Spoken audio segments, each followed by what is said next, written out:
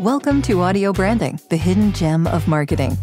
Sound plays a more important role in human behavior and our decision-making than you may realize. In this podcast, I'll help you understand the art and science of sound so you can better influence others in business and your life. I'm your host, Jodi Krangle. Let's delve a little deeper.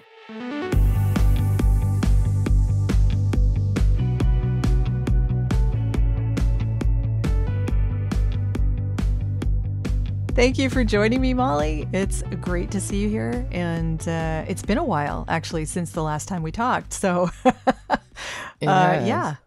It sure so has. a lot. Thanks for having me. It's great to have you here. Yeah. How's your week been so far? I mean, it's probably been, over a month since we saw each other.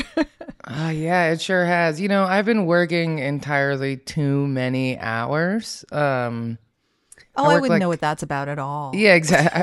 I worked like 17 hours last Friday, at my desk. My feet were swollen. And so this past weekend, I did no work. And then I balanced it out a little bit. You know what I mean? So I'm still kind of tired, honestly, from my weekend of not working. Well, it's all in relative terms, I suppose. Exactly. You need a balance. Balance is good. Indeed. Well, I wanted to ask you first if you have an early memory of how sound moved you, if that's something that you've thought of in your past to get you where you are today. 100%. So I grew up with the chieftains in my living room. So I grew up in a very, very, very Irish family. So, in fact, one St. Patrick's Day, I called my mom and I said, "How Irish am I?" And apparently both my parents are 95% or more Irish, which is somewhat problematic, but that's another conversation. But we grew up doing all the very traditional Irish things. I played the tin whistle. I played the concertina, which is like a 42-keyed bellowing instrument that no one will ever need me to play. I could read music. We did the traditional Irish dancing. We were really, really involved. And so we would go to Kelly's and Feshes. And so I grew up with the Irish ballads, Danny Boy, all these, the bodhrán, which is a very emotional, intense Irish drum. And I'm familiar. It's a very emotional. We're an emotional group, us Irish people. You know what I mean? And it transfers through in our music. And so I grew up surrounded by music and musicians. That is a wonderful way to be. I admire that. I had a lot of that myself, not with the Irish tradition. That's another level of intensity right there. For sure. But yeah, definitely growing up with music and being involved in music and enveloped in music is a really wonderful way to grow up. So yeah, that's nice that you got to experience that. And then how did you get interested in sound in general? I mean, what drew you to what you're doing now? That's a really good question. I think it was just kind of a natural, pivot and journey into that. We're so Irish and involved in all the activities, and, it wasn't just the music, it was everything surrounding it. And so I kind of organically shifted into that in my 20s as well and started doing events. And I think at the end of the day, I'm a connector and I get really excited about things. And if I hear some music that I really like, I want everybody to hear it. And so it was a very natural, excitement-based motivation for me. And yeah, I think it was just what I was always meant to do, and asking my mom, how Irish am I? I mean, I come from a long line of bartenders and bootleggers and performers. When my family immigrated to America in the potato famine, some of them ended up in Pennsylvania and had a wayward house for musicians and entertainers. One of my ancestors' shoes are in the Smithsonian for being a famous dancer. So, I mean, perfect. I don't think there was any way that I couldn't end up surrounded by music and, our tagline was good music, good people, good time. So that kind of sums up my life, Nothing wrong with that. Yeah. It's a good way to be. Not terrible. Yeah. Well, speaking of a good way to be, though, you're in Costa Rica now, right? Indeed. So what made you move there? Well, it was, I think in the pandemic, we were all given the gift of really trying to get a handle on what it is that we want out of life. And that was because a lot of things were taken from us, a lot of things changed, and a lot of doors also opened because of all that hardcore change, you know? So I had a brick and mortar studio in downtown DuPont Circle, DC. I couldn't imagine how my 10-year Costa Rica plan was going to really fit in with my very brick and mortar business, but it was the game plan. And then the pandemic hit and I closed my studio because, you know, the mayor had locked down the city, and the building owner was saying, no, we didn't lock the doors. And I'm saying, we're not going to defy the mayor to go record a podcast. Let's keep things in perspective, people. But I knew what was going to happen, so I closed that lease early, and I just went fully remote because, what we're really focused on is definitely coming from a high quality audio backbone, but branded podcast as a business development tool. So it's actually, we get a lot of pushback with clients using their microphones, which is somewhat annoying, to be honest. As somebody who's an audiophile, I'm like, just use, like, do I have to use this? I'm like, yes, that's why I mailed it to you. Oh my goodness. Yeah, but that would drive me crazy. I know. I'm like, they're like, does it really matter? I'm like, it doesn't necessarily matter on LinkedIn, but it matters on iTunes. Like if you're on an audio If you want first, someone to listen to you, it matters. It does. And everybody that's bought a microphone and uses it all the time, they tell me all the time, oh, this is the best decision I ever made. I'm like, yeah, I know. But anyway, so we're really focused on business development. So when the pandemic hit, my clients still needed to do networking and get in front of other people more so than ever because there weren't conventions and networking meetings. And so I said, I'm going to do remote better than everybody else as quick as possible. And I figured out the back end settings of Zoom, and I got on Riverside. I swear, like, the month they made it available. I mean, I was on top of that, cutting edge, to figure out how we could do it better and custom backdrops and create high quality produced content for our clients, even in this remote new world that we're living in. We grew the business 200% in 2020. And I said,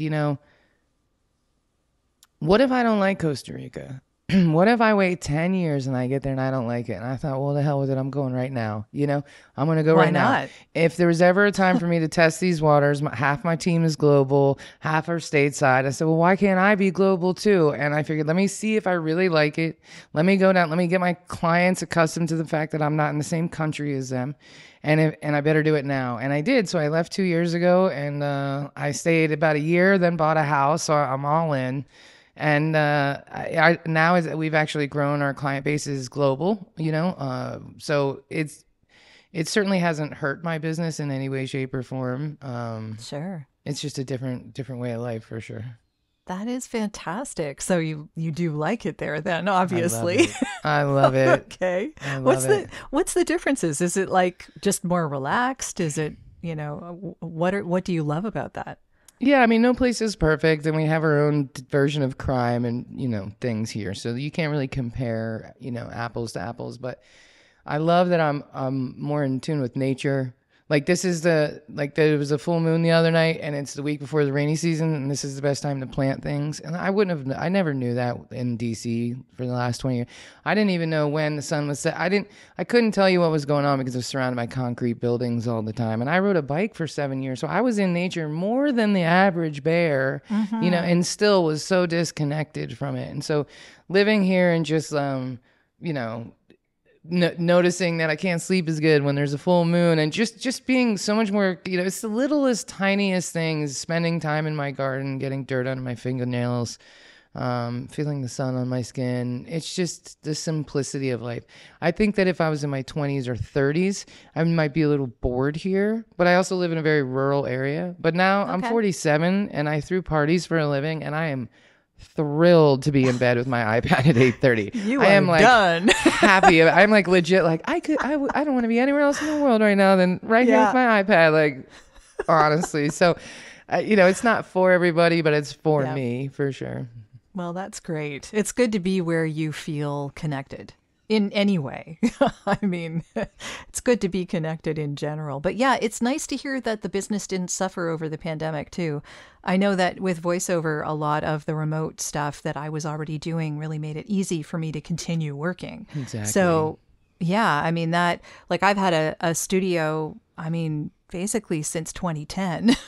So, right. It just keeps on getting better as the years pass and more technology comes into play. And, Riverside for the podcast, which started in 2019 before the pandemic, actually. So Right. yeah, it's been an interesting journey to see where all of this takes us technological wise, So I'm glad to see that you've worked it all out and your team can be anywhere they want to be and remote works well.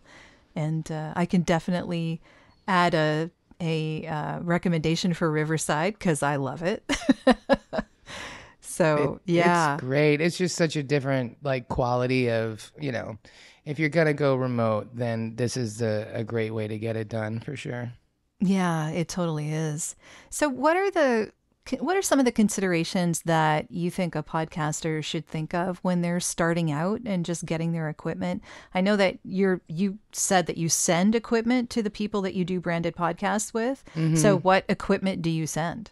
We send the same thing I'm on right now, a pair of wired earbuds, low profile, the Shure MV7 and a boom arm.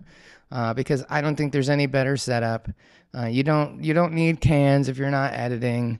A lot of people complain it messes up their hair. I'm like, well, good news, you don't need it. Yeah, I don't need to look like Princess Leia on no, camera. unless that's your thing, you know what I mean? And then don't let me stand in the way of progress. But other than that, if not, but it's just such a user-friendly mic. Like most people don't even know there's an app, and it still works pretty good. You know what I mean? Straight out of the box with the FAR mode, and it could definitely be better. People still are terrible at mic technique. I blame stock photos for sure, but it's pretty user friendly. You know what I mean? Like even out of the box. And I love that it plugs into your laptop, or if you are in a studio situation, it's got the XLR. It's just a versatile microphone that can grow with you. And my biggest pet peeve is when people don't buy the Yeti, and I'm like, the Yeti's more expensive than don't I think podcasting is the one thing that it's the only thing where people are buy the crappiest piece of equipment possible, and then if it were you don't go to the store and say buy the crappiest bottle of wine, and if I like it then I'll buy the expensive. Nowhere else into your life do you go with that attitude. But for some reason with podcasting, everybody wants the hosting to be free, the microphone to be free, everything to be free, and it's well, if you sound like you're in a tuna can or a trash can, you're not going to get the results you're looking for. So I would say if you're starting out, just buy, $350, you're all in. This kit will last you 10 years probably, honestly. Shure microphones are tanks, literally tanks, and they'll replace it, I'm sure, if you have any issues with it. And that's, I think, 97% of the battle is having a good microphone. Yeah, yeah. I find that knowing which end is the one to be speaking in is a good one. Super helpful as well. Super helpful. For sure. Also, being close to the mic. I've noticed a lot of people are sitting so far away that you can hear all of the room around them. And if you're not going to treat your room, that's a problem. It's a problem. And people just don't understand. That's another battle too. I'm always like, where's your mic? And then they go off camera as they're reaching for it. I'm like, no. What? Do you think this is HBO? There's nobody with a boom arm over you. You need to put the microphone I don't know. I blame stock photos and Johnny Carson because they always have the microphone on the desk, but it's it's not actually plugged in. But people think that it'll work from 4 feet away. It's no, a shotgun mic will work from 4 feet away, but that's not what's on your desk. You know what I mean? Yeah, so. It will. But for speaking, I mean, that's what I use for my voiceovers. Right. But I'm this far away from it. Right. I'm pretty close. Even that microphone. So, exactly. Yeah, even that microphone. Yeah. So, yeah. I blame stock photos. I'm on a mission. Maybe if we're at a podcast convention together, we should get a photographer and we should just take a bunch of new ones showing people how to actually use their microphones because... Yes. I mean, you could search for days through those repositories of photos, and it's just one picture after another of people using their microphones the wrong way. It's mind-boggling. It's pretty awful. Yeah. Pretty awful. And I see that guy screaming into the mic several times in a day. No. Yeah, we all know the one. Yeah. Or the baby. Yeah, exactly. It's what the hell? We got to do better, man. We got to do better. Yeah. Oh. There's got to be a better way. Yeah. So why do you think the quality of the audio matters in a podcast? What do you think that does for specifically the branded podcasts, but in general? It just feels better to listen to somebody who sounds good. That is definitely a good point. You know, and Yeah.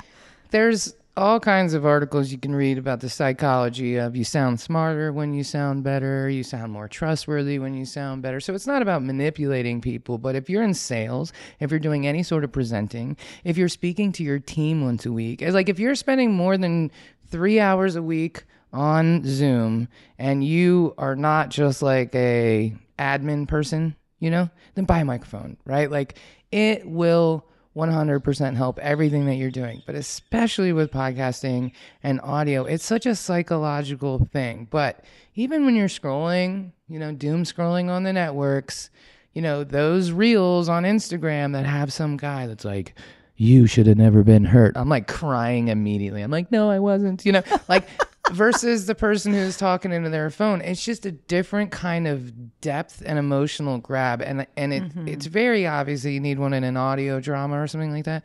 But even in a business podcast, especially if your guest is not going to be on a microphone, if you sound even more buttery smooth, voice of Goddish, then it makes you even more of the authority and it makes you sound even smarter. And so I just think it's just really important if you're representing for your business. If you're just doing a podcast about the show The Nanny with your girlfriends and you're drinking wine, you're doing it over Zoom, you know, cool. Not mad. I would watch that show. It exists, actually. Yeah, okay. It exists. Yeah, they were clients of mine a few years ago. They did one of my trainings, and I was like, oh, this is a great show. And like, who cares if you're using mics or not? Because it was for them, right? It was just for them. But if you're representing your business, especially if your average client spend is 10 grand or more, and you're not professionally producing your podcast, it might actually be working against you. Those janky lives, that branding that's all over the place, you interviewing people that has nothing to do with you, all of that can just really work against you. Like, so, you know, instead of going after the shiny object, have more quality and intention with what you're doing. Yeah, that makes so much sense. When you're speaking with a client that's brand new, how do you advise them? Is that basically what you tell them? I do. I tell them you got to get a microphone. I play hardball. But beyond that as well. I mean, like what would you tell them for branding, for, you know, who they're interviewing, for the type of show that they put together? You know, what do you advise new clients to think about when they're putting together a branded podcast? Number one, what's the goal? What does success actually look like? Because that sometimes is the last thing people think about, and they just think about, well, what is popular? What do people want to hear? What is, you know, what other people on LinkedIn are doing and it's working for them, versus, well, why are you interviewing these people? How does that impact you? So I always say, let's start at the beginning. Let's define what success looks like, and then let's think about it. Because, you know, if you're trying to be famous, then you do care about being new and noteworthy, and you got to put a bunch of paid ads behind your stuff to get those downloads up. That's just how it is, you know? If you're using it as a business development tool, then the guest is more important than the audience, and you don't care if that podcast gets 5 downloads or 5,000, because you're forging the relationship with the person across the table.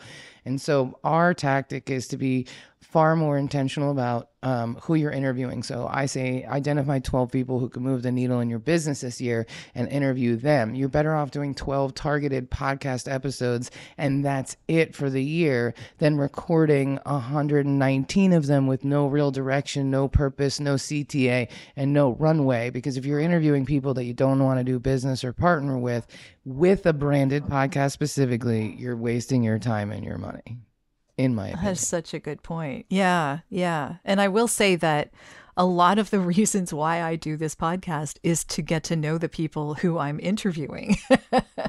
So, yeah, I mean, I find that that's a great way to make friends and make contacts and Totally. get to know industries better that I may not necessarily have had any particular contact with until that very moment. So yeah, it is really important, and I can well imagine how a client would receive that. I think it would be very good advice. It's funny, you always see the wheels turn, and they're like, yeah, of course. And then they're already got 6 names in their head written in this list. They just needed a tiny bit of guidance, right? And we're all there. You can't read the label from inside the jar, right? And so that's a good saying. It's one of my favorite quotes, right? Because it's so, even in my own business, I'm like, someone help. Someone help me get some clarity because I don't know what I'm doing.